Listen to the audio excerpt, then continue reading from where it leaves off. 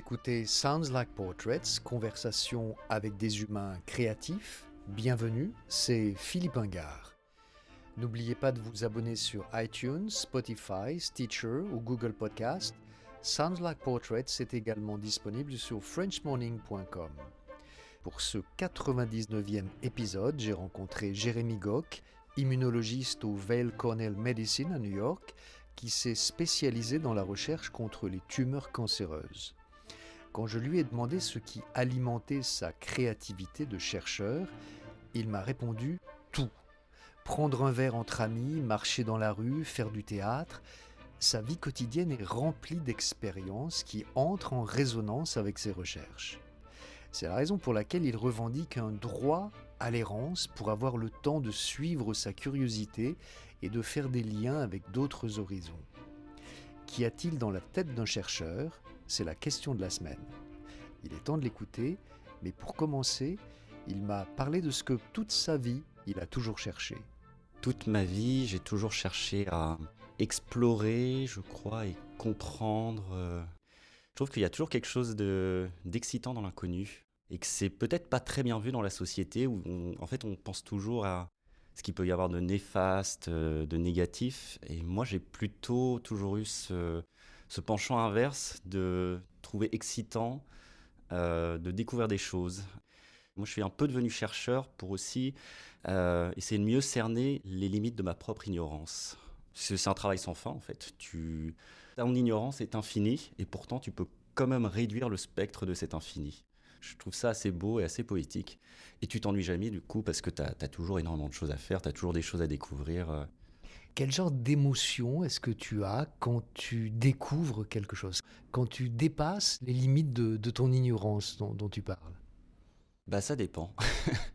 Ça dépend, ça peut être très perturbant, très déstabilisant comme une remise en question, comme ça peut nous arriver à tout moment de notre vie, où on pensait être sur un certain mode de fonctionnement et on se rend compte que les choses, le monde ne fonctionne pas du tout comme on l'avait imaginé et on doit complètement se remettre en question. Ça peut être extrêmement excitant aussi, des fois, quand on a une intuition et que on se rend compte que cette intuition, elle était fondée et qu'elle était bonne. Et c'est souvent le sentiment qui prévaut, c'est l'envie de poursuivre, en fait. On dit souvent qu'une bonne recherche, en fait, c'est pas... on pose une question et on essaye d'avoir une réponse.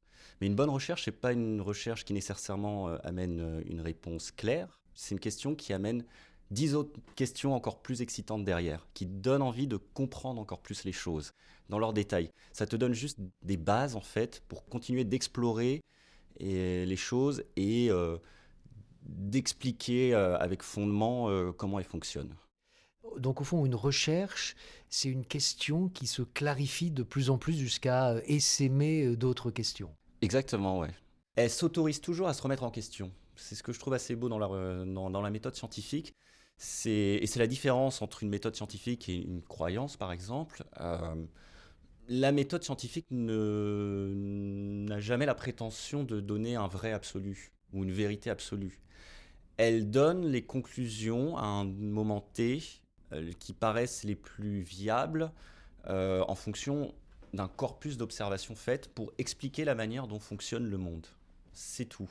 Et elle accepte à n'importe quel moment, puisque à chaque moment, nos méthodes d'observation, nos connaissances, nos capacités de compréhension peuvent s'améliorer, peuvent se développer. Elle accepte à chaque moment d'être remise en question. Et ça ne fonctionne que comme ça, la recherche scientifique, en fait.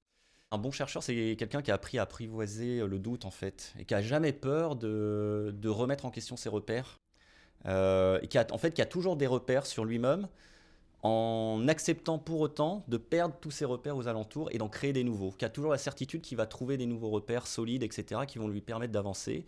Et voilà, t'as un phare, et puis tu trouves un phare qui est encore plus lumineux, plus loin, etc., et c'est que ça, en fait, c'est sans fin. Et chaque fois qu'il y a un phare, il projette aussi des ombres, c'est ce que tu dis.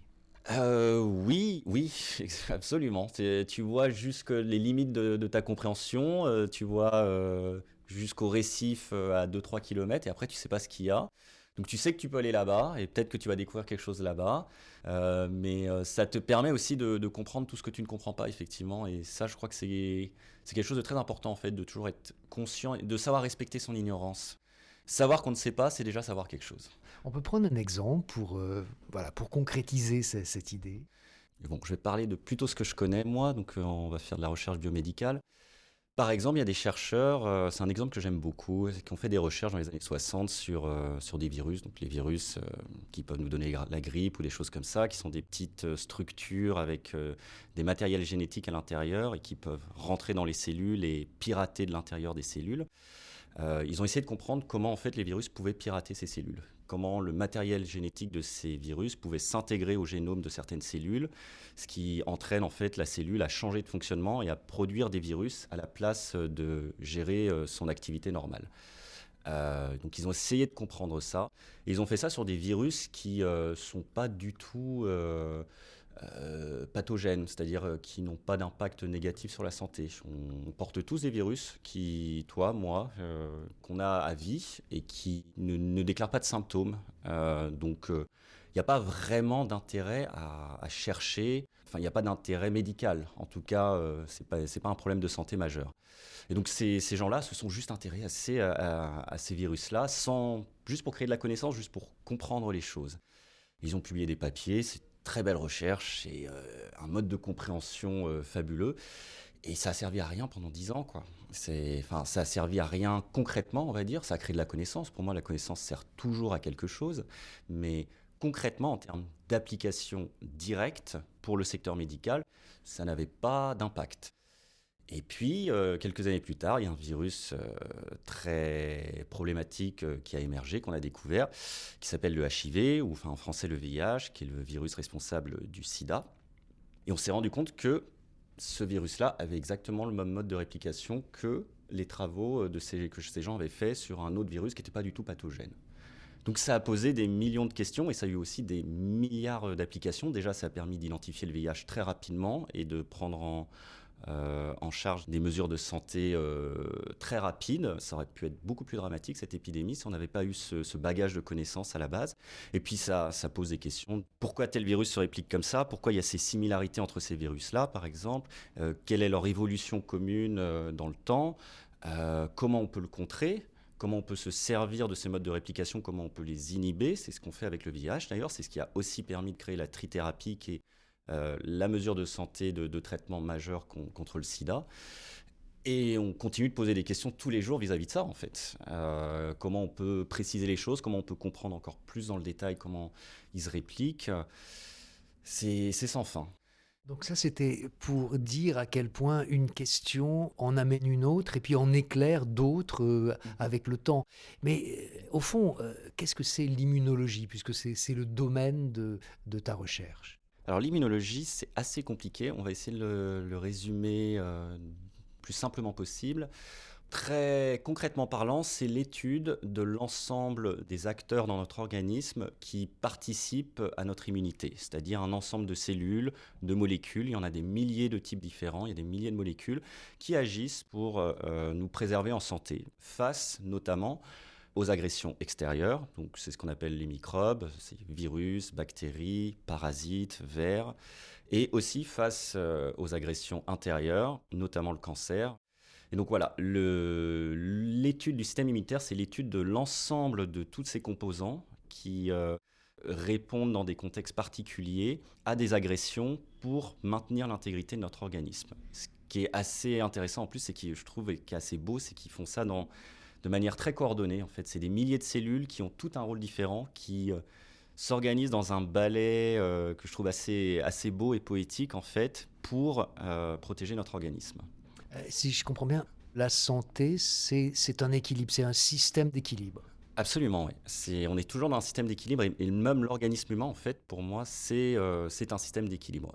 En termes médicaux, pour employer un gros mot, on parle souvent d'homéostasie. Et l'homéostasie, en fait, c'est la capacité d'un organisme ou d'un composant à toujours préserver son équilibre interne. Notre corps, en fait, c'est une bête de compétition pour préserver son équilibre interne. Il suffit d'y penser dans des faits très simples. Quand tu sors dehors, là on est à New York, commence à faire froid, quand tu prends moins 20 degrés de température entre chez toi et l'extérieur, ton corps il est toujours à 37 degrés. Il maintient son homéostasie de température. Tu maintiens ton homéostasie de glucose, de sucre dans le sang pour t'aider à avoir de l'énergie, à faire tes activités de tous les jours. Le système immunitaire, il empêche des agents pathogènes extérieurs de pénétrer dans notre organisme. On a aussi des milliards de bactéries qui habitent notre organisme, qui sont des bactéries saines qu'on appelle commensales, qui participent d'ailleurs à la biologie de notre organisme, à son métabolisme, qui ont un effet totalement bénéfique dessus. Et puis, ils participent aussi, par exemple, à éradiquer les cellules mortes ou les cellules de notre organisme qui, de temps en temps, ont un problème, qui peuvent dériver, qui peuvent commencer à faire n'importe quoi. Ils les empêchent, en fait, de devenir un problème pour notre organisme. C'est assez extraordinaire de t'écouter parce que on a l'impression qu'on est soi-même, sans s'en rendre compte, un monde, un véritable monde, avec des acteurs qu'on ne soupçonne absolument pas. Et alors ça, pour le coup, en plus, on s'en est rendu compte assez récemment, et c'est vraiment un sujet de recherche très dynamique en ce moment.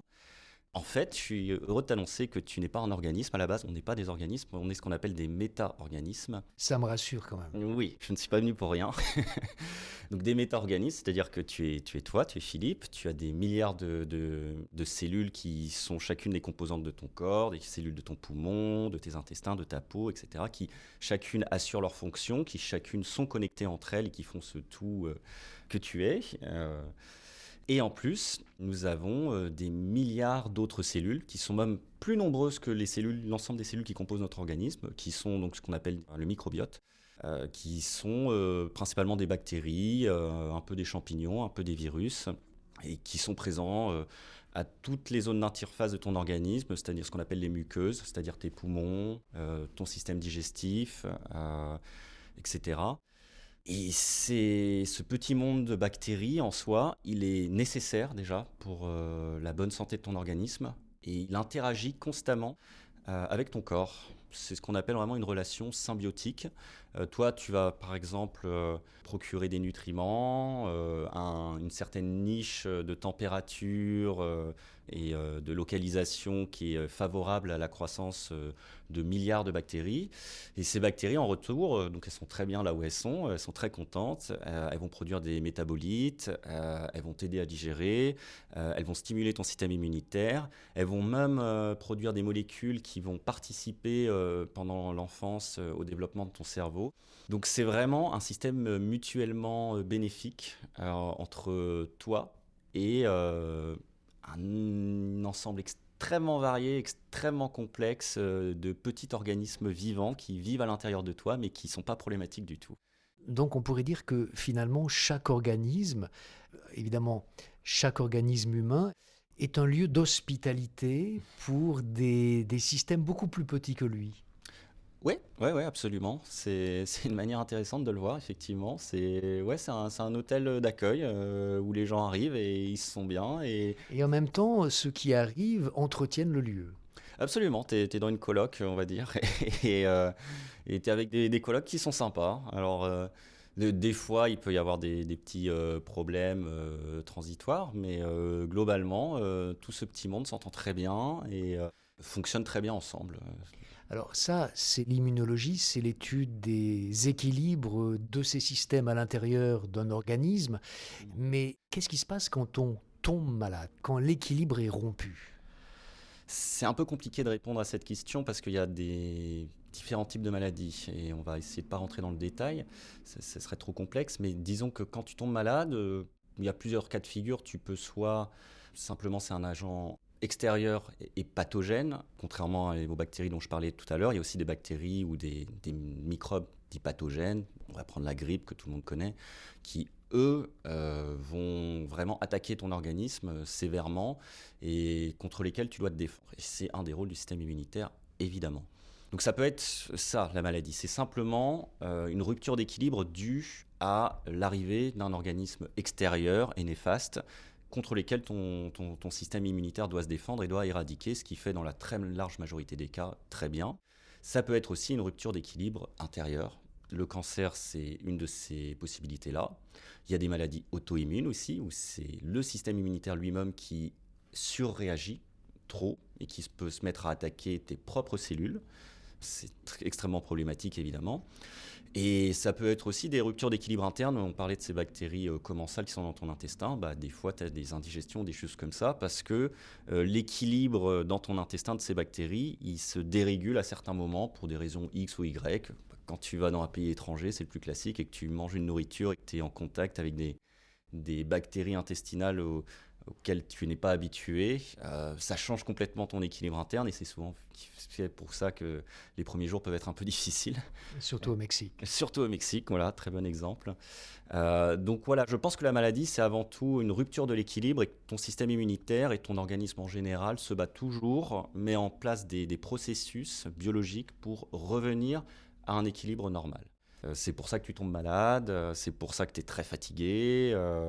C'est juste ton organisme qui se bat pour revenir à une forme d'équilibre saine. Alors, dans ce cadre-là, on a vu ce qu'était l'immunologie, on a vu ce que c'était que la maladie. Quel est précisément l'objet de ta recherche?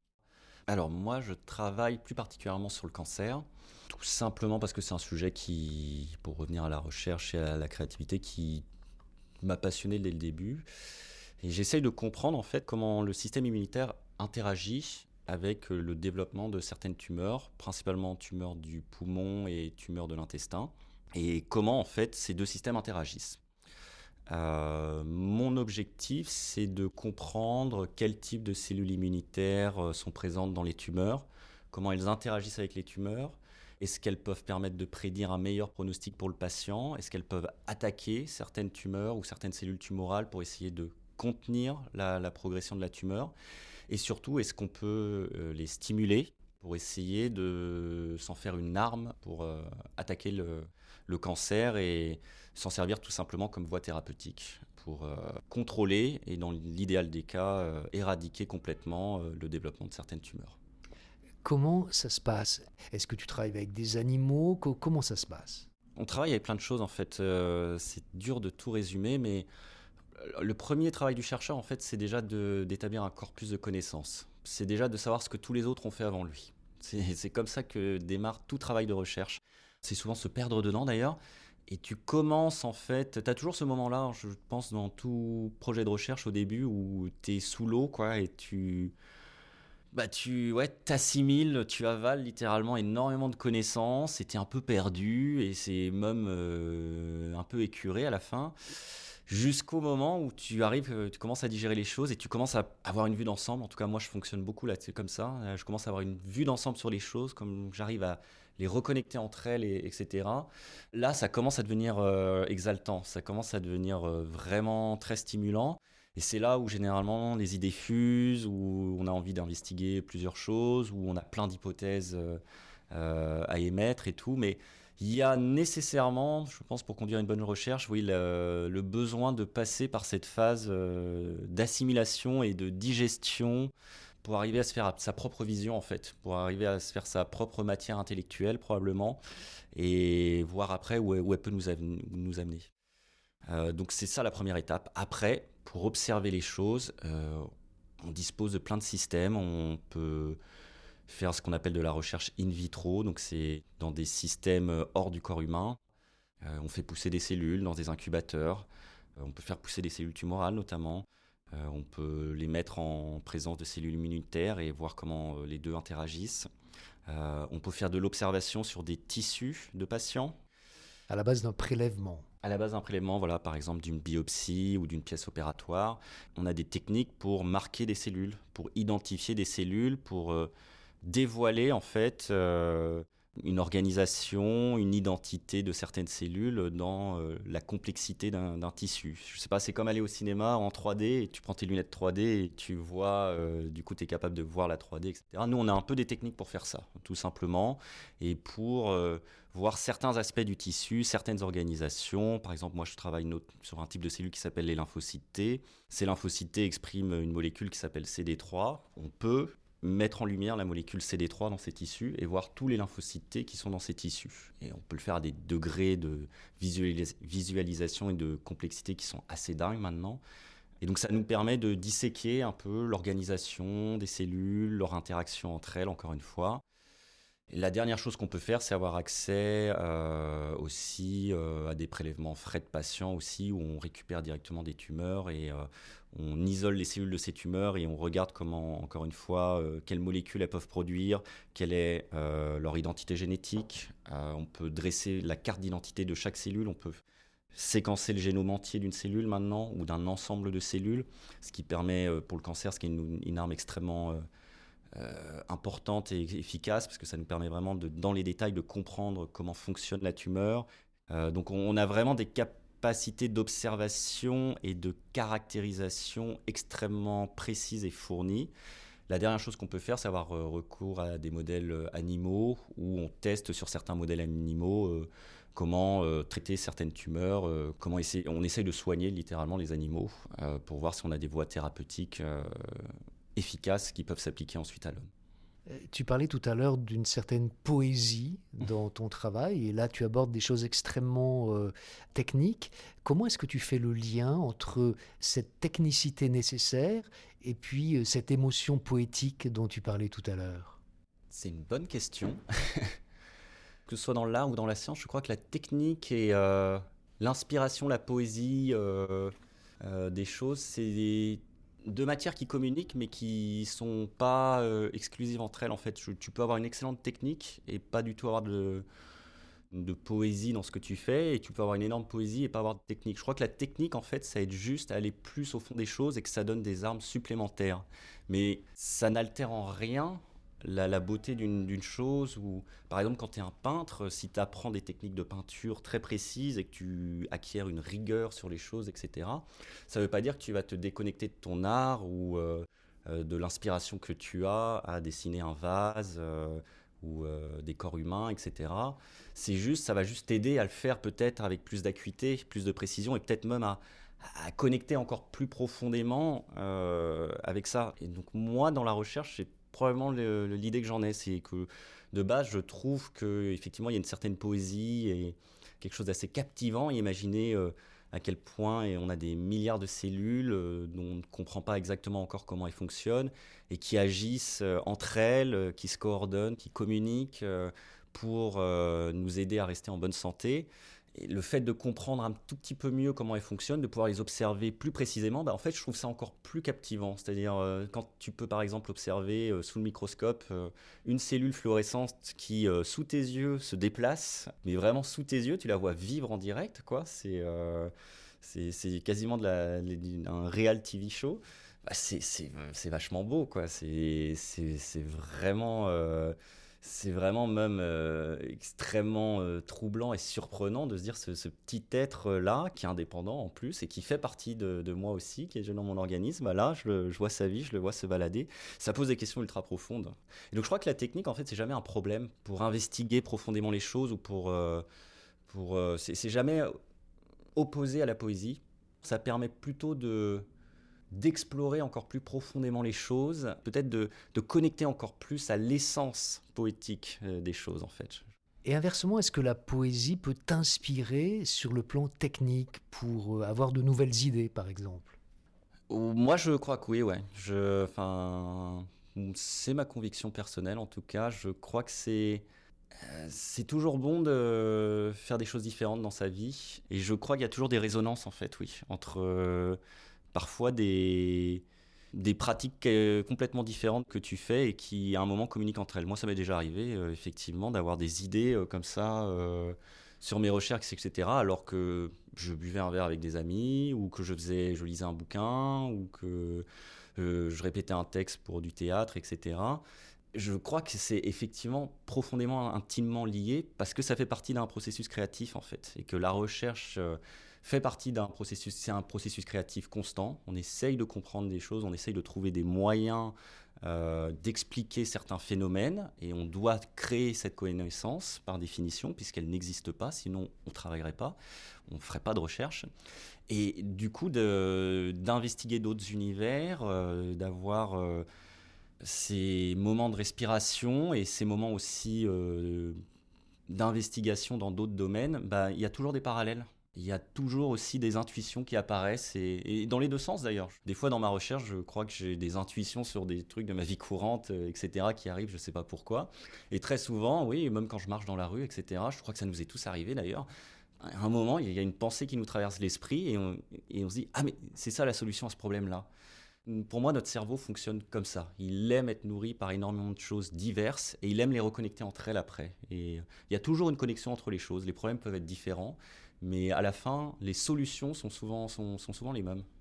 Ce qui me vient à l'esprit, c'est que tu fais partie du puzzle que tu essaies d'éclairer, au fond. Oui, j'aime bien l'image du puzzle.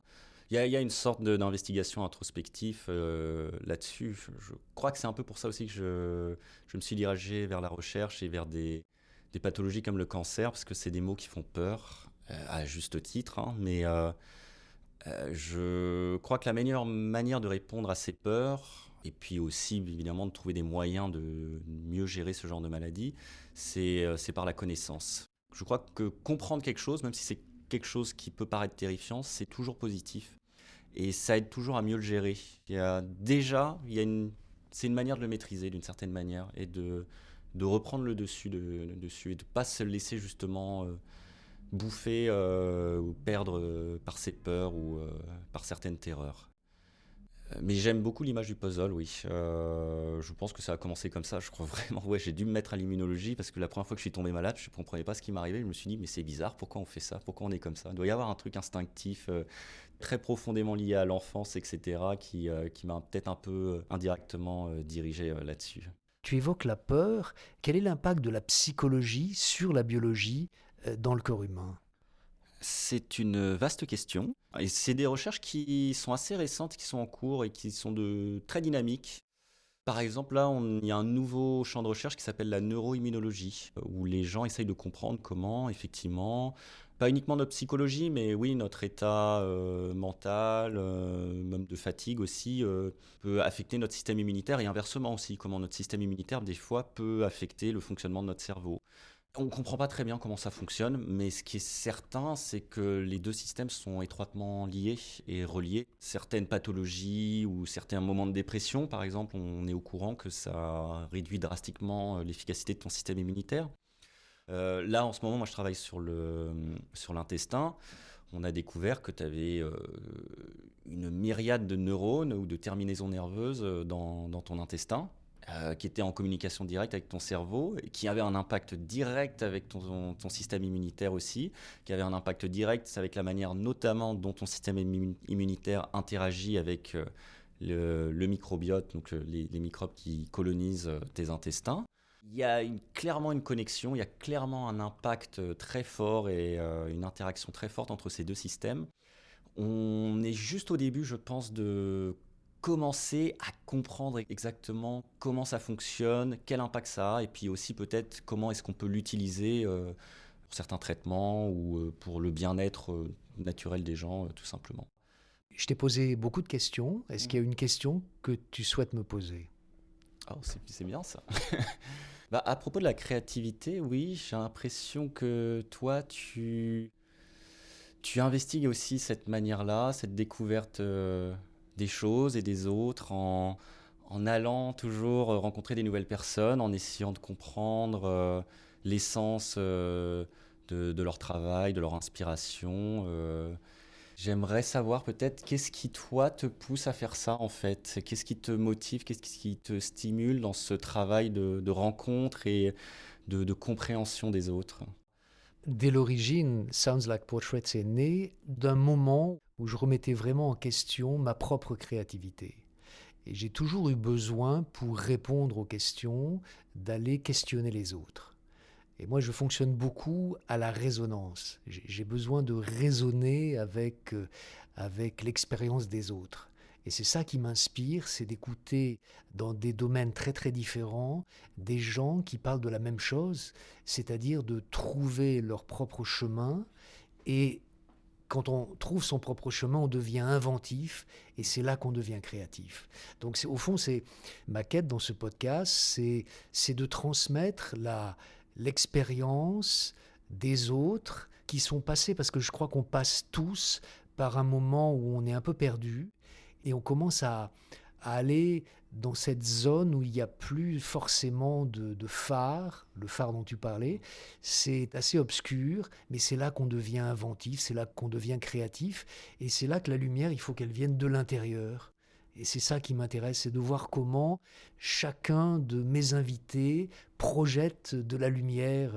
C'est une lumière qui vient de sa confiance en soi, de ce qu'il fait, de ce qu'il ignore aussi. Et c'est ça qui me nourrit. D'accord, c'est ta forme de recherche intérieure. C'est ta manière d'être un chercheur, en fait. Ouais, je trouve ça très beau. Je trouve ça très beau. Et oui, c'est peut-être le lien qu'on voit dans tous tes podcasts, d'ailleurs, en fait. Ces ponts de la création, de la créativité, et pour revenir à la question dont tu posais tout à l'heure, qui peuvent s'appliquer à plein de choses, effectivement. Pour moi, il n'y a pas de différence de nature entre la créativité d'un artiste et la créativité d'un entrepreneur. Simplement, la conversation intérieure n'est pas la même. Mhm. La conversation d'un artiste est beaucoup plus personnelle, beaucoup plus silencieuse. Et la conversation d'un artisan ou d'un entrepreneur, elle est beaucoup plus technique. Il doit répondre à une situation. Mais l'énergie, la passion que chacun met à faire et à innover et à créer quelque chose que lui seul ou elle seule peut créer, ça pour moi c'est admirable. Ouais, je suis totalement d'accord avec ça et c'est pour ça que je pense aussi qu'effectivement toute forme de créativité que tu peux avoir dans d'autres activités, et moi ça, je l'ai vraiment ressenti à plein de moments dans ma vie, peuvent aussi t'aider dans plein d'autres aspects, et notamment moi dans mon travail. C'est vrai que c'est assez sidérant de voir à quel point il y a des ponts et comment des modes de réflexion très différents, enfin dans des contextes très différents en tout cas, en fait, sont finalement souvent les mêmes et qui t'aident à régler des problèmes extrêmement variés, mais que le cheminement est souvent similaire. Je vais sortir de la pièce. S'il te plaît, prends le micro et ajoute ce que tu veux à l'entretien. Eh bien, je voudrais remercier Philippe déjà, parce que je crois que dans tout processus créatif et dans toute aspiration qu'on a, il y a un lien avec une intuition, une excitation qu'on a eue au départ à expérimenter certaines choses, à découvrir certaines choses. Et je pense qu'un des challenges dans la vie, un des secrets, c'est de garder le contact avec cette inspiration de base, cette excitation, cette naïveté peut-être. Et donc je voudrais d'abord remercier Philippe pour m'avoir permis pendant cet entretien de peut-être reconnecter un petit peu plus profondément avec toute cette intuition de base que j'ai pu avoir. Sinon, j'aimerais aussi peut-être juste un message que j'aimerais passer, c'est peut-être sur l'importance de notre droit à l'errance. Je crois que on est dans une société un petit peu linéaire qui nous demande beaucoup de certitudes, où on recherche principalement des certitudes et qui ne valorise pas du tout le droit à l'errance. Et je crois que le droit à l'errance, c'est quelque chose de capital dans la vie, que c'est toujours positif de s'arrêter pour une demi-heure, pour une semaine, pour 6 mois, peu importe, et de cheminer un peu autour du chemin et non pas sur le chemin pour explorer d'autres choses, pour faire confiance à sa curiosité et pour découvrir des choses, les autres et soi-même aussi, se découvrir soi-même. Donc voilà, c'est peut-être le seul message que j'ai envie de passer, c'est il ne faut jamais oublier de respecter, il faut le revendiquer et même il faut le pratiquer, son droit à l'errance. Merci beaucoup Philippe pour cet entretien. Merci Jérémy d'avoir partagé ton histoire dans Sounds Like Portraits, musique Charmeuse de Serpent, composée et dirigée par Olivier Glissant. N'oubliez pas de vous abonner sur iTunes, Spotify, Stitcher ou Google Podcast et de visiter le site de soundslikeportraits.com. C'était Philippe Ingard. À bientôt.